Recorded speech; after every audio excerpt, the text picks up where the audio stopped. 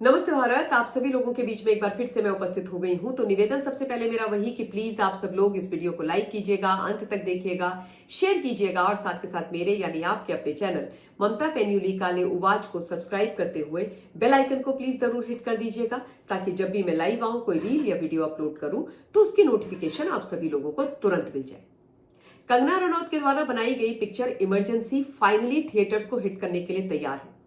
17 जनवरी को यह picture release हो जाएगी और कंगना के लिए यह बहुत बड़ी खुशखबरी है, क्योंकि इस पिक्चर को एक्चुअली देखा जाए तो पिछले साल 2024 में सितंबर के महीने में रिलीज होना था, लेकिन शिरोमणि अकाली दल ने एक पत्र लिख दिया सीबीएफसी को, central board of film certification को, जिसको हम लोग कॉमनली पूरे देश के अंदर सेंसर बोर्ड बुलाते हैं।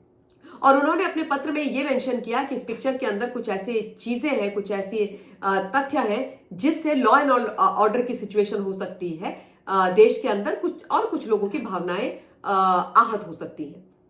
तो फिर उस पत्र को ध्यान में रखते हुए सीबीएफसी ने कंगना की टीम से बोला कि भाई आप ये चेंजेस कर दीजिए। चेंजेस हो गए हैं, पिक्चर को दोबारा रिव्यू कर दिया गया है, उसको सर्टिफाई कर दिया गया है, सर्टिफिकेशन पिक्चर का हो गया है और इसीलिए पिक्चर रिलीज हो रही है।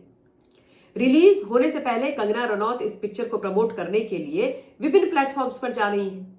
तमाम जो न्यूज चैनल्स हैं उनको भी वो अपने इंटरव्यूज दे रही हैं अपनी टीम के साथ। और अपने एक इंटरव्यू के दौरान उन्होंने बड़ी ही इंटरेस्टिंग बात बोली। कंगना ने बताया कि किस प्रकार से कंगना रनौत ने, जब वो प्रियंका गांधी वाड्रा से मिली तो उनको इमरजेंसी देखने के लिए इन्वाइट कर दिया।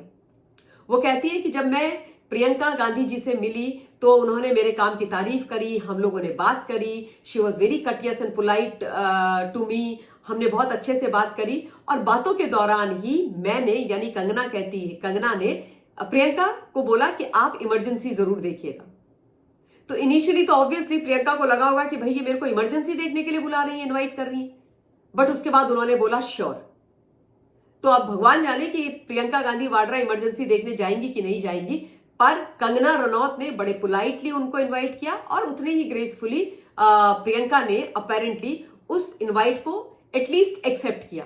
यहां पर मैं प्रियंका की तारीफ करना चाहूंगी, क्योंकि इस तरीके से राहुल गांधी को कोई अप्रोच नहीं कर सकता है।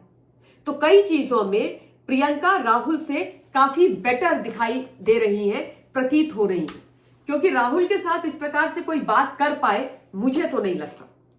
तो खैर ये बहुत अच्छी बात है, ये बहुत अच्छी चीज है कि प्रियंका ने इसको स्वीकार किया है, क्योंकि आप सब लोगों को आई एम श्योर ये जानकारी होगी कि इस देश के अंदर इमरजेंसी अर्थात आपातकाल स्वर्गीय श्रीमती इंदिरा गांधी जी ने लगाया था।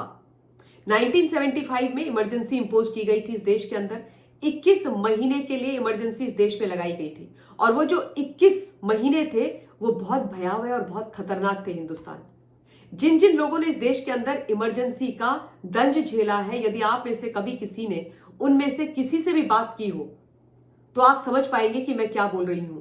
और मैं इसलिए आपको बता पाती हूं इतनी आसानी से, क्योंकि मेरे परिवार में, इमीडिएट फैमिली में ऐसे लोग रहे हैं जिन्होंने इमरजेंसी में जेल की शक्ल भी देखी, जेल भी गए और काफी सारी समस्याएं झेली। और इमरजेंसी की बातें जो मैंने सुनी है वो सुन करके अंदर तक ऐसे महसूस होता था कि स्वतंत्र भारत के अंदर देश की प्रधानमंत्री इंदिरा जी ने ऐसा कर कैसे दिया, और वो भी सिर्फ और सिर्फ अपनी सत्ता बचाने के लिए। देश के लोगों के साथ इतनी बर्बरता, इससे भयंकर और काला इतिहास स्वतंत्र भारत का कुछ और हो नहीं सकता। और मुझे ऐसा लगता है कि ये जो काला अध्याय है हमारे इतिहास का, उसके बारे में पूरे देश को, हर एक को बहुत अच्छी तरीके से पता होना चाहिए। और कई बार किताबों में हम पढ़ नहीं पाते हैं, आलस कर जाते हैं, लेकिन जब वही चीज जो हमारा इतिहास है वो किताब के बजाय सिनेमा के फॉर्म में हमारे सामने आती है और बड़े ड्रामेटिक तरीके से वो दिखाई जाती है, तो फिर हम रिलेट भी कर पाते हैं और हमें चीजें आसानी से समझ भी आती हैं। तो जो पिक्चर्स हैं, मुझे ऐसा लगता है कि वो इस देश के इतिहास के ऊपर, अच्छा या बुरा, दोनों के ऊपर बननी चाहिए। हमारे देश के अंदर जो महान विभूतियां हैं उनके ऊपर भी बननी चाहिए। तो कंगना रनौत और उनकी टीम को मैं बधाई जरूर देना चाहूंगी कि उन्होंने इतनी अच्छी पिक्चर बनाई। अच्छा, कंगना ने अपने इंटरव्यू में बड़ी सारी चीजें बोली प्रियंका को इनवाइट करने के अलावा, जिसमें उन्होंने ये बोला कि ये जो मूवी थी उसमें जिस प्रकार से ये चेंजेस सजेस्ट किए गए थे, उसके बाद उनको ये लगने लगा था कि पता नहीं उनकी पिक्चर रिलीज होगी भी कि नहीं होगी। लेकिन ऑब्वियसली रिलीज तो होगी, ऐसा तो नहीं हो सकता कि रिलीज नहीं होगी। और सीबीएफसी इतनी क्रूअल नहीं है, लेट मी टेल यू। और इसलिए बोल पाती हूं इस चीज को इतना जिम्मेदारी के साथ क्योंकि मैं बड़े लंबे समय तक central board of film certification की सदस्य स्वयं रही हूं और मैंने बहुत सारी पिक्चर्स, डॉक्यूमेंट्रीज, गाने, एड्स सर्टिफाई किए हैं। तो सीबीएफसी अपनी जो उनकी गाइडलाइंस होती हैं, जो नियम कायदे कानून होते हैं, उनके तहत चलती है। और सीबीएफसी एक एक चीज को बहुत ध्यान से देखती है। जब सर्टिफाई करते हैं तो बड़ी जिम्मेदारी के साथ जो मेंबर्स होते हैं वो करते हैं, क्योंकि आपके सिग्नेचर होते हैं और आपकी जिम्मेदारी होती है। और किसी चीज को सेंसर नहीं किया जाता है, केवल सर्टिफाई किया जाता है। UUAA इस प्रकार से जो कंटेंट होता है पिक्चर का, गाने का, उसके आधार पर आप सर्टिफाई करते हो। तो ऐसा तो नहीं होता कि पिक्चर रिलीज नहीं होती, लेकिन हाँ ऑब्वियसली कंगना ने बहुत समस्याओं के बाद इस पिक्चर को बनाया है। जो खबरें हैं उसके माध्यम से ऑब्वियसली ये हम सबको पता है कि कंगना ने मुंबई के अंदर या तो अपना घर या अपना दफ्तर, दोनों में से एक चीज बेची है इस पिक्चर को बनाने के लिए। तो उन्होंने अपना हार्ड एंड मनी लगाया है। वी ऑल नो कि कंगना ने बड़ी मेहनत के साथ बॉलीवुड के अंदर अपना नाम बनाया है।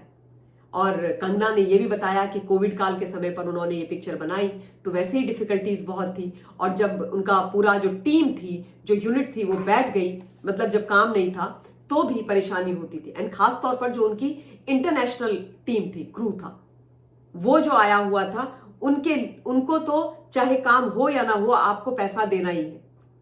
तो it wouldn't have been actually a easy task.